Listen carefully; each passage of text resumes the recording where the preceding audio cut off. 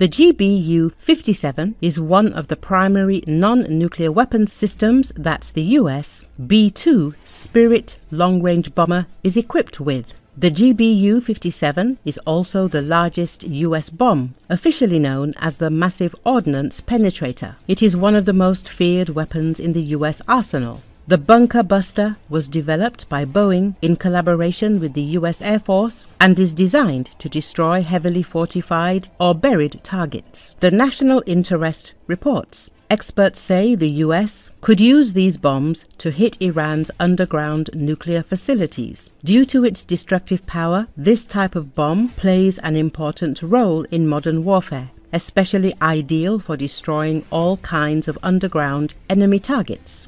The US developed this bomb amid growing threats from Iran and North Korea. The bomb was first tested in 2007 and has since undergone a number of upgrades and improvements. It entered service with the US Armed Forces in 2011 during the Obama administration. The GBU-57 weighs almost 14 tons and is the largest non-nuclear bomb in the world. It has a hardened steel body which allows it to penetrate 60 meters into the ground.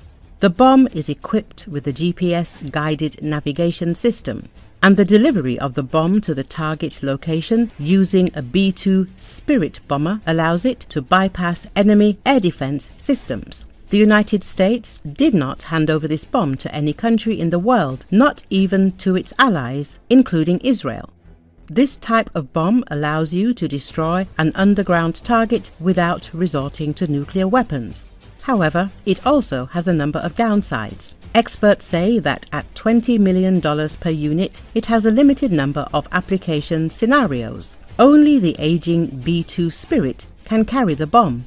Another problem is the evolving nature of war.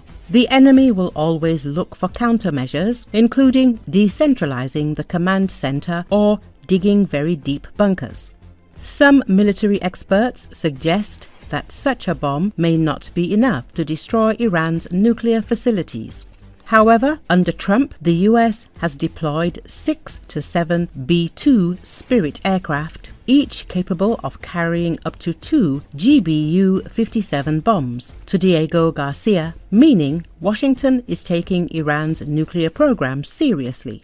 The US has positioned 6 of its stealthy B-2 bombers, roughly 30% of its entire fleet, on a tiny island off India's coast ahead of a Saturday meeting between Washington and Tehran's leaders as tensions flare over Houthi attacks in the Red Sea.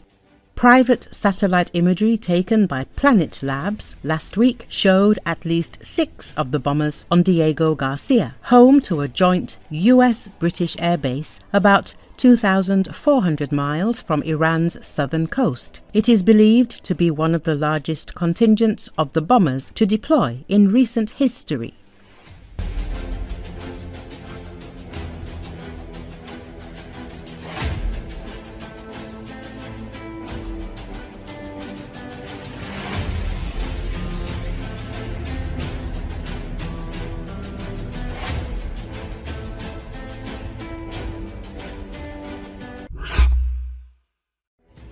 The U.S. is deploying military forces around Iran. This was reported by the Newsweek publication, citing new satellite images. It is reported that the U.S. aircraft carrier USS Carl Vinson has entered the Indian Ocean. The ship's deployment is a significant step in bolstering the U.S. military presence in the region, with Washington likely to take a more aggressive approach in the coming days and weeks. It was noted that after completing the exercises in the Indo-Pacific region, the aircraft carrier in question will join the U.S. Central Command in the region to continue its efforts to promote regional stability, deter hostile actions, and protect the free flow of commerce. The U.S. military has carried out its largest offensive deployment to the Middle East since the Israel-Hamas war began in October 2023, according to a Haaretz analysis of open-source aviation data.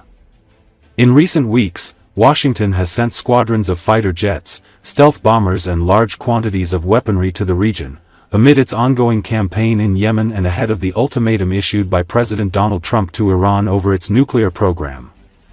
Since the outbreak of Israel's war with Hamas and Hezbollah, the United States has deployed significant forces to the region and launched an airlift of weapons and equipment to Israel, particularly during the war's first weeks, and around the two major Iranian missile attacks on Israel last April and October. U.S. Defense Secretary Pete Hegseth has reinforced U.S. military capability in the Middle East with more warplanes, the Pentagon said recently, amid a more than two-week-old U.S. bombing campaign in Yemen and mounting tensions with Iran. There is already considerable firepower in the Middle East, and the U.S. military will soon have 2 aircraft carriers in the region.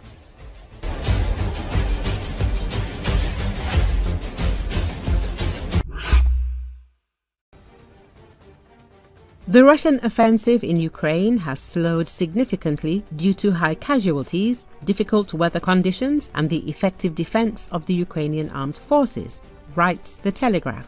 According to a high-ranking NATO official, Russia's territorial gains over the past month are 5 times smaller than 5 months ago. The reasons are Ukraine's better fortified defense and new methods of fighting. One of them is the massive use of drones, which have become the key weapon of the conflict.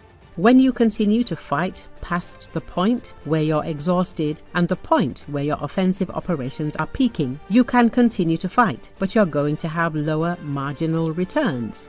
Your level of exhaustion is going to be higher, and you're just not going to be as effective, explained George Barros of the Institute for the Study of War. The capture of Avdiivka last winter gave the Russians a temporary advantage. However, the pace of advancement has slowed. If in November 2023 Moscow advanced 730.5 kilometers squared, then in March only 143 kilometers squared. As we expected, Russian gains slowed as they approached more built-up areas like Pokrovsk, and their casualty rate remains very, very high, a NATO spokesperson said. Russia has repeatedly demonstrated that it will continue to adopt this strategy, high losses for slow gains.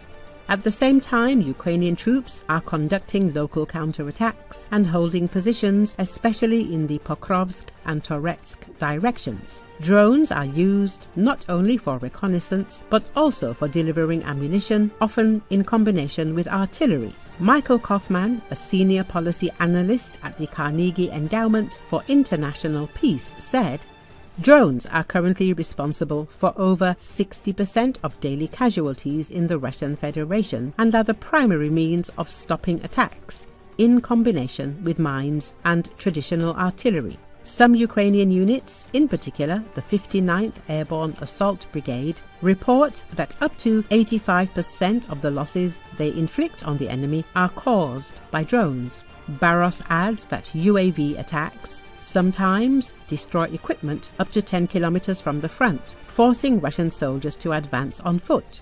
Despite the losses, Putin continues to press, trying to gain maximum territorial advantage before possible peace talks.